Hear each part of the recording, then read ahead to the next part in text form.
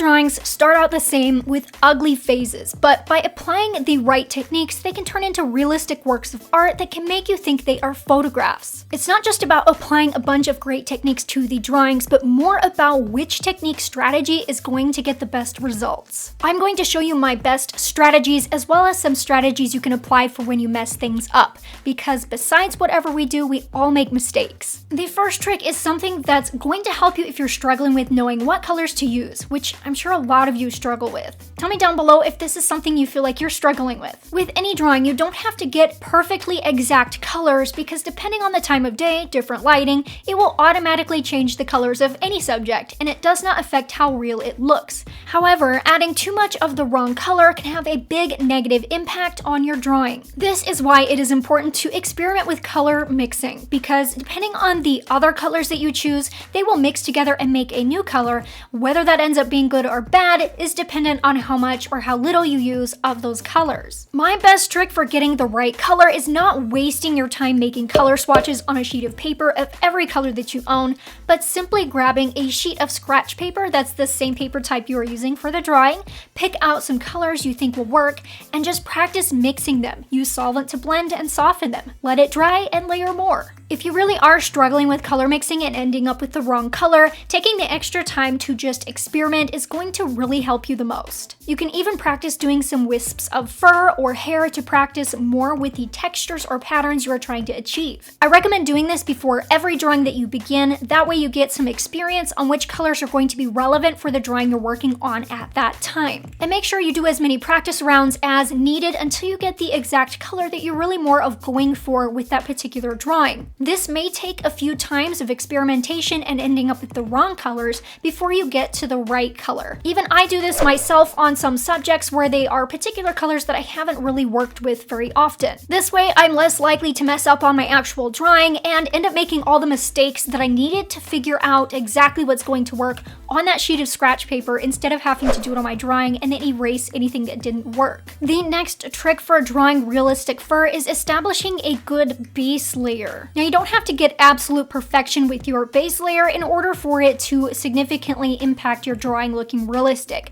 Really, all it does is just make the efforts that you have to put into your drawing to get it to realism so much easier for you. And the reason for that is because it allows you to do a couple of things. One is that it's going to soften the graininess of the paper naturally, which works excellent for fur, because in order to have a realistic look to fur, you do need to have a balance of softness to it instead of having a whole bunch of straw-like fine hair details, especially on areas that are not the focal point of the drawing and you are trying to do less detail. And of course, this is achieved by using solvent or paint thinner to blend everything out. But what it also does is just make things so much easier when you're trying to get the right values or colors once you start working in those first stroke layers. Because you already kind of have a base down for the different values of those highlight hairs in a lot of those different areas depending on what you're working on, then all you have to do is draw your first stroke layers over the top of that and end up having the darker shadows, which makes the fur already look super realistic.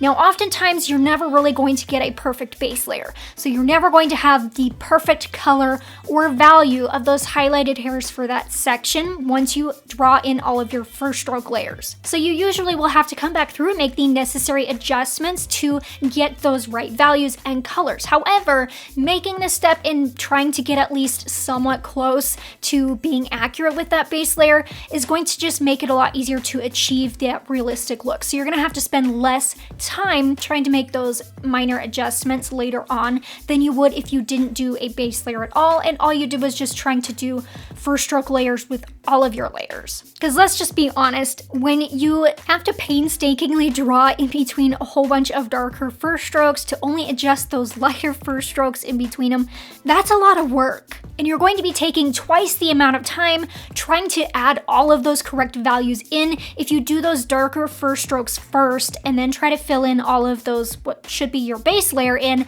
on top of that, or to fill in those white spaces of paper. Which is why this saves you so much time to just make these adjustments with trying to get the proper value and color to begin with before you add in those first stroke layers later on. The next trick is using grays to build value. There are lots lots of different fur types out there, and there are quite a number of fur types that don't require a lot of color to them, which of course kind of makes it more difficult to try and judge the accurate color for those furs because there is lack of color. So if you were to add the wrong color, it's going to impact it a little bit more than it would with something that has a lot more color to it. But sometimes in general, drawing fur is just confusing altogether. And that's why this little trick here is really going to help you out in narrowing down the processes for drawing realistic fur. Because what it's going to do is separate out two very big steps in achieving realistic fur, and that is values and color. Using grays, of course, they do have some color in them, but really they are classified as shades and not colors. When working on lighter colored furs, I sometimes like to just use grays to build up values and the overall shape for those particular areas of fur that I'm going to be working on, not the entire thing. I build up those values with those grays. This gives the fur a nice structure to work with.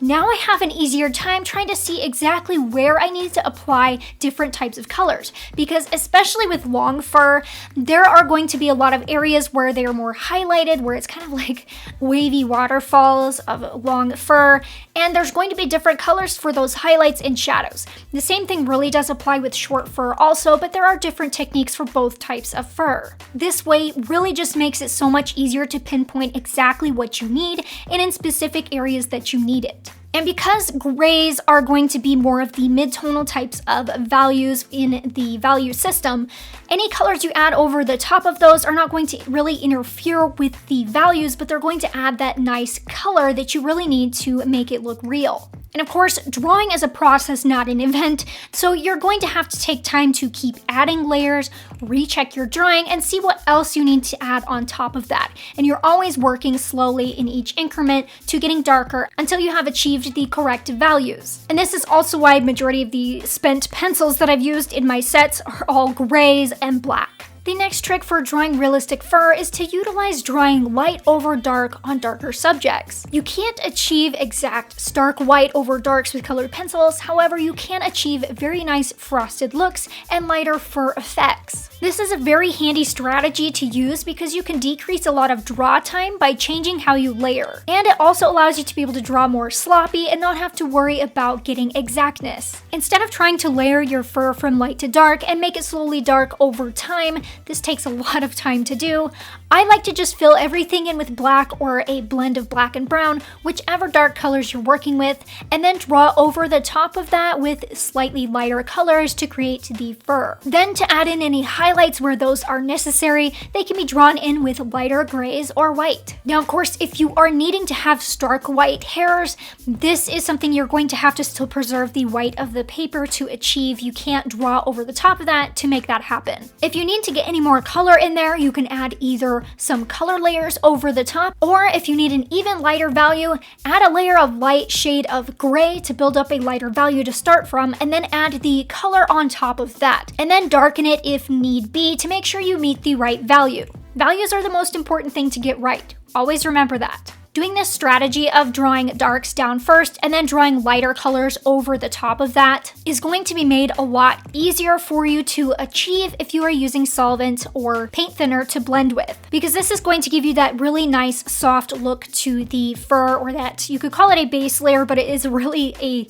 heavied up layer of all darks as your base layer, but it's going to really smooth things out for you without having to use your hands and a lot of pressure to burnish blend this entire layer. And also in trying to burnish blend an entire layer to getting it to be black, and you're just going to make it harder for yourself trying to add any layers over the top of that later. I show you the exact steps to blending and drawing fur on this bear and so much more in this real-time drawing tutorial. You can get the free 4-hour part 1 of this drawing by clicking the link here on the screen. It's also in the video description. The tutorial includes the reference photo, materials list, color sheet with the colors used, and a photo of the finished sketch. If you want access to the entire real-time bear tutorial and loads more tutorials for just $10 a month, click that link also. And subscribe if you like this video and want more just like it.